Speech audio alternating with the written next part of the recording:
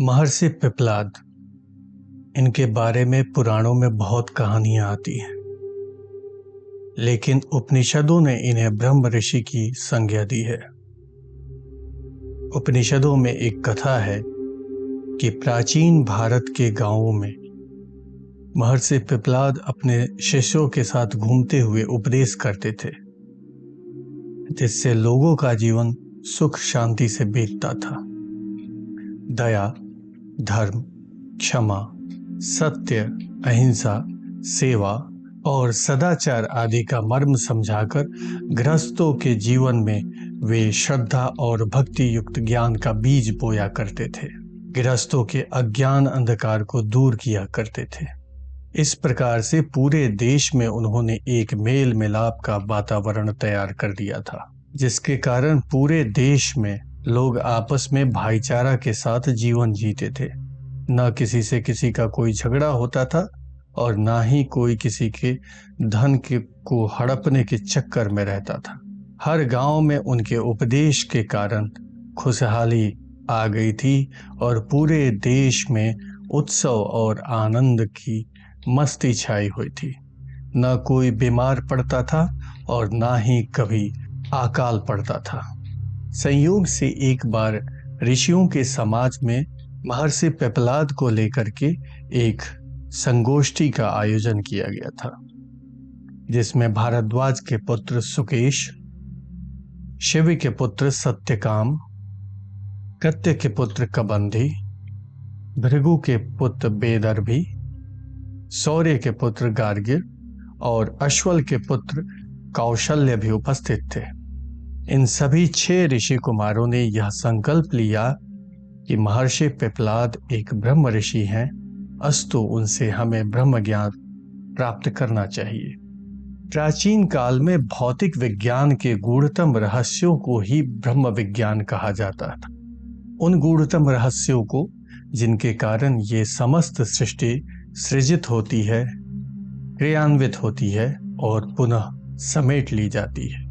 यह विचार निश्चित कर सभी ऋषि अपने हाथों में अपने बिस्तर, अपने संध्या वंदन के पूजन सामग्री, मृगचर्म इत्यादि लेकर के महर्षि पिप्पलाद के चरण में उपस्थित हुए और उन्होंने महर्षि पिप्पलाद से कहा, महात्मन, हम सब ब्रह्म विद्या की प्राप्ति के उद्देश्य से आपकी सेवा में उपस्थित हुए हैं।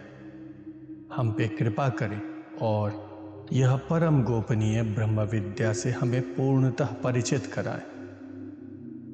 महर्षि पिप्पलाद ने देखा कि वे सभी ऋषि कुमार अभी नवयुवक हैं, उनकी उम्र कुछ अधिक नहीं है।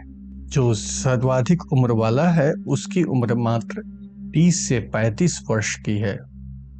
उनकी आंखों में चंचलता नाच रही है, वाणी में विनम्रता तो है, लेकिन दुखों की अनुभूति का इन्हें कोई प्रत्यक्ष अनुभव नहीं है।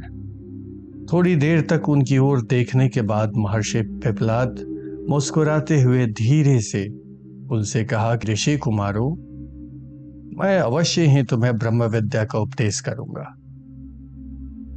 इसे बहुत कम लोग बतलाते हैं, परंतु इसके लिए तुम सबको साधना करने की आवश्यकता पड़ेगी। यह विद्या परम गोपनीय है, केवल अधिकारी पात्रों में ही दी जाने वाली है। अस्तु तुम्हें पहले इस विद्या को ग्रहण करने के योग्य बनना होगा। अभी तुम लोग उस पवित्र स्थिति में नहीं पहुंचे हो जहां मैं तुम्हें ब्रह्म विद्या का दान दे सकूं। मैं मानता हूं कि तुम सब परम तपस्वी और वेद वेदांत के पूर्ण पंडित हो, पर अभी तक तुम्हें धैर्य, क्षमता एवं संतोष की सच्ची प्राप्ति नहीं हो सकी है। इसके लिए तुम्हें आवश्यक होगा कि मेरे साथ 1 वर्ष तक रह के कठोर ब्रह्मचर्य का पालन करते हुए परम आस्तिक भाव को प्राप्त करो। ऐसी मानसिक स्थिति में पहुंचो जहां विकल्प एवं बाधाओं का संचार न हो। समाधि को जानो। जब तुम समाधि की स्थिति में उतरने लगोगे, तब तुम इस ब्रह्म विद्या के योग्य बन सकोगे। ऐसी स्थिति में ही मैं तुम्हारे मन में उठने वाले सभी शंकाओं का समाधान करूंगा।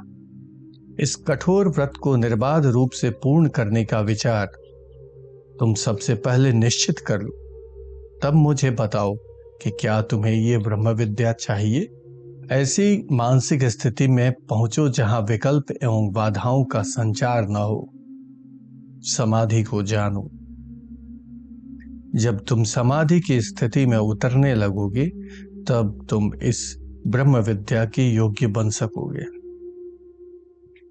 ऐसी स्थिति में ही मैं तुम्हारे मन में उठने वाले सभी शंकाओं का समाधान करूंगा। इस कठोर व्रत को निर्बाध रूप से पूर्ण करने का विचार तुम सबसे पहले निश्चित कर लो, तब मुझे बताओ कि क्या तुम्हें ये ब्रह्म विद्या चाहिए। छह ऋषि कुमार बड़े असमंजस में पड़ गए, पर उनके लिए इसके सिवा कोई दूसरा चारा नहीं था। थोड़े देर तक वह सब आपस में एक दूसरे का मुंह देखते रहे। कुछ क्षण बाद साहस बटोरकर कत्य के पुत्र कबंधी ने, जिसकी उम्र सबसे बड़ी थी, हाथ जोड़ करके पिपलाद से कहा, पूज्य गुरुदेव, आपकी आज्ञा हमारे सिर माथे पे। यह हमारा परम सौभाग्य है कि आपके साथ सानिध्य का 1 वर्ष तक सुयोग मिलेगा। यह हमारा परम सौभाग्य है कि हम आपके साथ 1 वर्ष तक प्रवास करेंगे। जिसके लिए हम मन से सदा लालायित रहते थे, उसकी प्राप्ति बिना प्रयास ही हो रही है। महात्मा पिपलाद ने कबंधी की ओर देखा। कबंधी ने शालीनतावश अपने नेत्रों को झुका करके गुरु के चरणों पे टिका दिया। तब महर्षि पिपलाद बोले, वत्स कबंधी, मेरे साथ रहने में तुम लोगों को जो कठिनाई उठानी पड़ेगी, संभव है इसका ध्यान तुम्हें नहीं होगा। यह तुम नहीं जानते कि मेरी कोई नियत निवास नहीं है। मैं एक जगह पे रुकता ही नहीं। आज यहाँ तो कल कहाँ, आज ग्राम में, कल वनों में, उसके अगले दिन हो सकता है पर्वतों पे, हो सकता है समुद्र किनारे, हो सकता है नदियों के तट पे, या हो सकता है रेगिस्तान में। इस पूरी पृथ्वी पे मैं परिभ्रमण करता रहता हूँ। ऐसी स्थिति में क्या तुम मेरे साथ 1 वर्ष तक प्रवास कर सकोगे? अच्छी तरह से अपने मन में सोच करके संकल्प लेना। मैं तुम्हें इसलिए विचार करने के लिए अधिक जोर देता हूं क्योंकि आज तक कोई भी ऋषि कुमार मेरे साथ 6 महीना से ज्यादा दिन तक रुका ही नहीं। कबंधी थोड़ी देर तक विचारता रहा, फिर हाथ जोड़कर विनम्रता पूर्वक ऋषि पिपलाद से बोला, पूज्यवर, हमारे संकल्प कभी डिगने वाले नहीं हैं। कम से कम मैं तो आपके चरणों के समीप रहकर अपना जीवन धन्य मानता हूं। मुझे इसमें कोई विकल्प नहीं दिखाई देता, और जहां तक मैं जानता हूं इसका कोई विकल्प है भी नहीं। कबंधी चुप हो गए। बगल में खड़े हुए साथियों में से सब ने महात्मा पिपलाद के सामने 1 वर्ष के कठोर ब्रह्मचर्य का पालन करते हुए उनके सानिध्य में रहने की अपनी इच्छा प्रकट की और इसमें अपना परम सौभाग्य बताया। महात्मा पिपलाद ने कहा, ऋषि कुमारों, अच्छी बात है। आज से तुम सब मेरे साथ रहो और मन समेत इंद्रियों को धीरे धीरे वश में करने का अभ्यास करो। इसके बाद वचन को और फिर कर्म को पूरी तरह से नियंत्रित करो। यह मन बड़ा ही चंचल है, दुराग्रही है। पहले इसको वश में करो। जब तुम इसे वश में कर लोगे तो संसार में कुछ भी ऐसा नहीं जिसे तुम अपने वश में ना कर सको। केवल एक मन को वश में कर लेने से 10 इंद्रियां वशीभूत हो जाती हैं।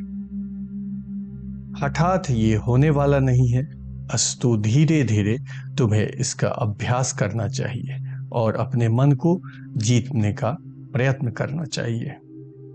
जब मैं जान लूंगा कि तुम मन, वचन और कर्म से पूर्ण आस्तिक भाव को प्राप्त हो चुके हो, तब ब्रह्म विद्या का उपदेश करूंगा और उस समय तुम्हारे मन में जो भी शंकाएं होंगी उन सब का उचित समाधान भी करूंगा।